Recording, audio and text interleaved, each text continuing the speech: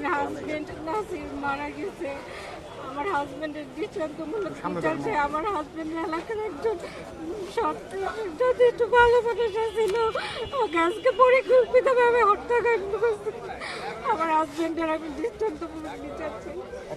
মানে ডিসের অফিস নিয়ে আমার পার্টনারের সাথে ঝামেলা ছিল।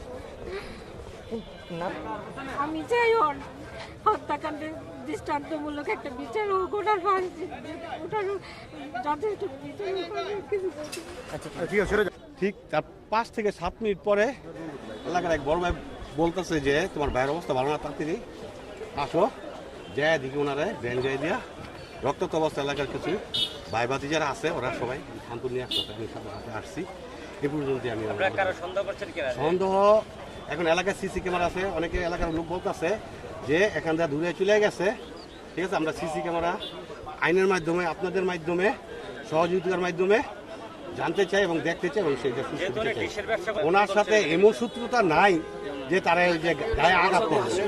এলাকার আরো যত লোক আছে তাদের সকলকে জানাই, জিজ্ঞাসা করবেন, এমন সূত্রতা তৈরি হয় নাই। উনি এলাকায় উপকার ছাড়া কেউ ক্ষতি করে নাই।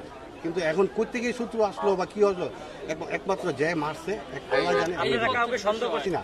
কিন্তু অনেকে বলতেছে এখান থেকে দৌড় দিছে, 2-3টা পোলা ভাই দৌড় দিছে। এখন দৌড় দিছে এবং বোরকা পরে না। যাওয়ার সময় দেখছে একটা মহিলা তার মানে একটা ব্যাপারে মানে কথা বলতেছে, আমি তো বাইকে আসতেছি, তো ওই মহিলা কথা ওনার কাছে তো অনেক কাস্টমারই আসে, ডিসের লাইনের সমস্যা পাইছি। আমি কেমনি বলবো, আমি তার ধারায় শুনি নি। আমি ওনার সামনে দিয়ে আসছি 5 মিনিট আগে।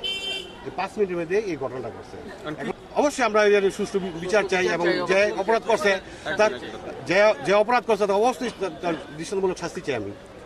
বাবু আঙ্কেলের দোকানে আমি ওইখান থেকে আসতেছিলাম, পরে কত খালারা আন্টিরা বলতেছিল যে নাসি কাকার মারা লাগছে, নাসি কাকার মারা লাগছে। ওইখানে আমি গেছি, গিয়ে দেখি হ্যাঁ লড়তাছে। পরে জিজ্ঞেসি কে মারছে কাকা, কে মারছে? হ্যাঁ তো বলতে আর না, হ্যাঁ হাত দিয়ে দেখাইছে একজন মারছে। আমি কয়জন মারছে? একজন। পরে আমি জিজ্ঞেসি কোন দুধ দিছে?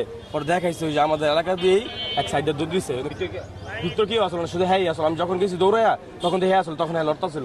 অফিসের ভিতরে ঢুকে মারছে। আরে উনি আমরা ছোট থেকে একসাথে বড় হয়েছি।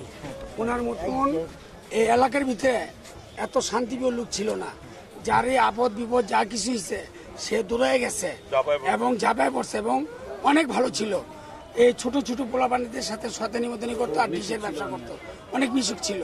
মানে আমাদের একসাথেই ছোট থেকে বড় হয়ে যায়, 60 থেকে 50 বছর 62 বছর থেকে বড় হয়েছি একসাথেই। মানে অনেক অত্যন্ত ভালো ছিল।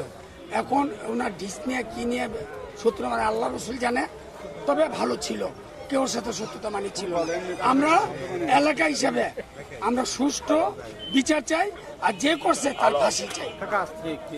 নাসির আমগো মহল্লার ছোট ভাই, এই ছোটতে মহল্লা সব পোলা পাইন ছোট ছোট বাচ্চা 3 বছর 4 বছর সবার লইয়া খেলাবেলা করে, কারোর সাথে কোনো গ্যাঞ্জামে থাকে না। অনেক ভালো লোক, কোনো শত্রুও নাই তার। কিন্তু আজকে যে এরকম দুর্ঘটনা ঘটছে আমরা জানিও না। কিন্তু আমরা যে ঘুমেতে আসছিলাম হুইন্না অবাক হয়ে আমরা দৌড়টা এই হাসপাতালে এলাম, খানপুর হাসপাতালে। আজকে দুপুর 12:55-তে একটা ঘটনা হয়েছে আমাদের চানমারিতে।